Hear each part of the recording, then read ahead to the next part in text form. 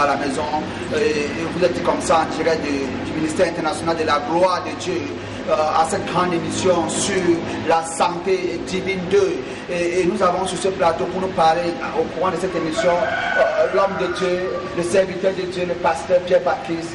Bonjour pasteur, Dieu te bénisse. Alléluia. Oui pasteur, je voudrais qu'on développe et qu'on édifie nos téléspectateurs sur ce sujet très important qui est ce que la santé divine. Et je voudrais vous poser la question pasteur, pourquoi aujourd'hui, même dans le corps de Christ, nous retrouvons des chrétiens qui souffrent et qui sont malades pasteur? Oh alléluia. Parlant de santé divine, alléluia. Je voudrais déjà remercier les téléspectateurs qui sont en direct dans leur maison connectés à leur petit écran pour écouter cette émission sur la santé divine.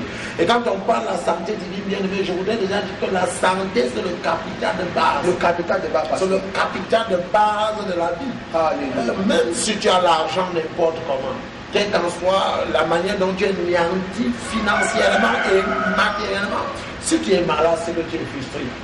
Et je me dis que certains gens qui sont connectés à leur petit écran actuellement en direct, en train de nous suivre actuellement, sont malades. Et durant cette émission, bien aimés, ils seront satisfaits. Je sais qu'ils seront impactés positivement. Et quelqu'un m'écoutant, je ne sais à quelle heure de la journée tu es en train d'écouter cette émission, laisse-moi te dire que la guérison et la santé est là dans ton corps. Alléluia. Oui, parce que je voudrais rapidement vous poser une question. Parlant du capital de base, vous pouvez nous expliquer déjà à l'introduction que la santé, c'est le moteur de la vie. Oh, c'est le capital de base, la santé. Alléluia. Et quand ton malade est encore frustré et brisé. Oui, parlons de la maladie, parce que je voudrais que vous expliquiez à nos téléspectateurs, vous savez aujourd'hui, parfois certains peuvent dire, qu'est-ce que c'est que la maladie? Parce que je voudrais que vous définissiez pour que nos téléspectateurs puissent comprendre réellement ce que c'est que la maladie. Oh, alléluia, bien aimé, je veux te remercier vraiment parce que c'est une question qui me va tout droit au cœur. Vous savez, quand on parle de la maladie, beaucoup de gens croient que la maladie est seulement physique. On est malade parce que peut-être on a le cancer, le diabète, l'hypertension.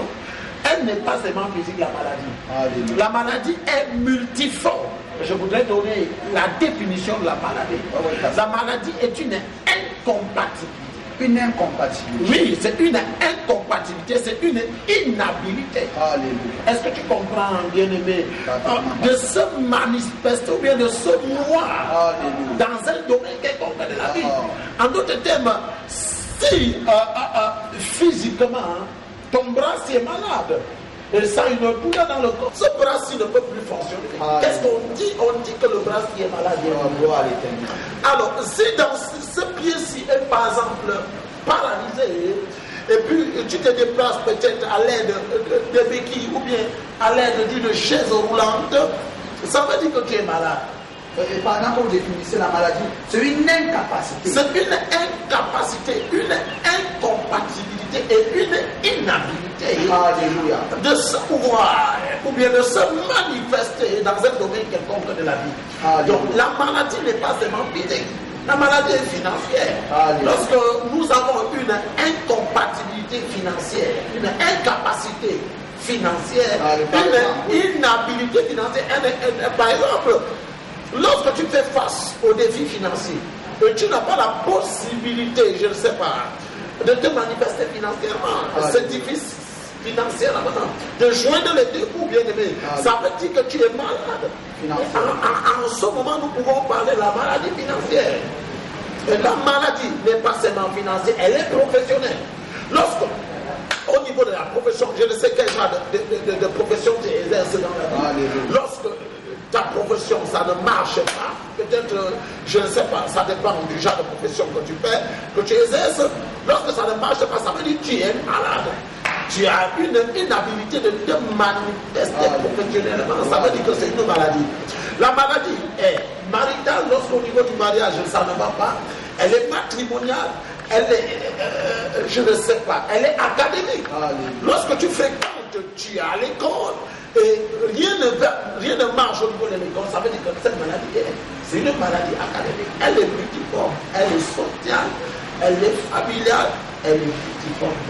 Alléluia. Et parce que cela signifie que pendant que vous définissez ce que c'est que la maladie, ça veut dire que nous pouvons être malades sur à tous les niveaux de notre vie. Oui, la maladie est multiforme. Oui, parce que vous savez, aujourd'hui, quand on parle de maladie, les gens veulent toujours voir la maladie physique.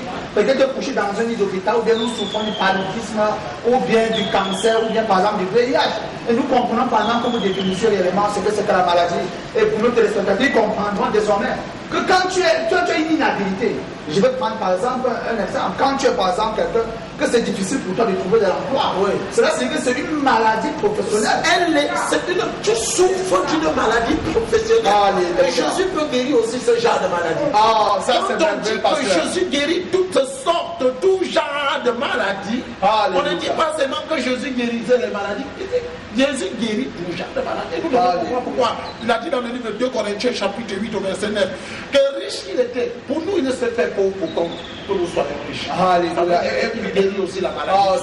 Ça c'est merveilleux parce que vous savez, pendant que certaines personnes peuvent nous écouter, même à la musique, peuvent dire que non, cette émission, je ne suis pas concerné parce que moi je ne suis pas malade. Oui, et peut-être ces personnes peuvent avoir devant eux des défis dans la vie. Des défis affectés dans un domaine quelconque de la vie, c'est une sorte de maladie. Je voudrais, pour notre téléspectateur bien aimé, te faire savoir déjà que tu es malade dans ce domaine précis de ta vie. Oui. Et tu as besoin de la guérison à ce niveau. Besoin de la guérison, ça te couper bien aimé. Je voudrais me rappeler d'une histoire dans la Bible où Jésus-Christ était en train de rendre un ministère quelque part. Et puis on a passé un paralytique par le toit. Il était paralysé physiquement.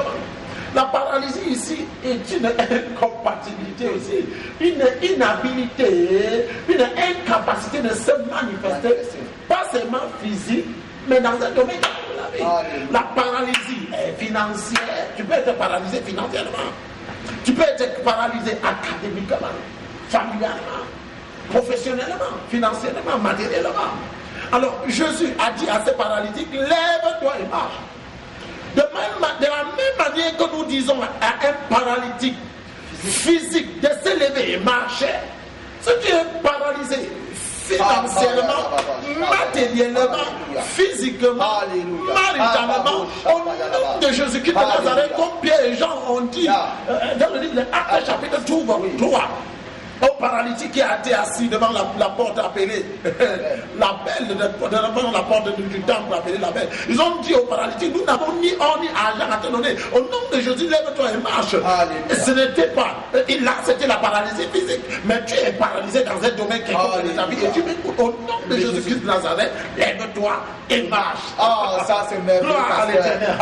Ça c'est merveilleux de définir parce que vous savez, beaucoup de nos descendants peuvent écouter que non, il faudrait que tu es par exemple un paludisme pour t'intéresser à cette émission. Nous comprenons directement que cette émission, ça touche tous les niveaux de la vie. Tous les niveaux et tous les domaines de la vie. Cela signifie par exemple, je vais prendre par exemple le cas d'un homme ou bien d'une femme qui n'arrive pas à se marier, c'est une maladie maritale. Elle est maritale en ce moment. Je voulais prendre certains cas, c'est même le cas le plus récurrent dans les foyers par exemple, où ça ne va pas, les tiraillements, les discussions, tout ça. Et là, pasteur, comment on peut appeler ce genre de maladie? Elle s'appelle une maladie maritale ou bien une maladie familiale. Alléluia, une maladie familiale. Oui. Et Jésus peut aussi guérir ce genre de maladie parce que, donnez-moi votre attention, la Bible dit dans le livre de Jean chapitre 2, parle les noces de Canaan en Galilée. La Bible dit que Jésus était invité. Alléluia. Ça veut dire qu'un mariage où Jésus n'est pas le centre, il peut avoir des problèmes. La Bible dit que le pain était fini. Quand le pain finit,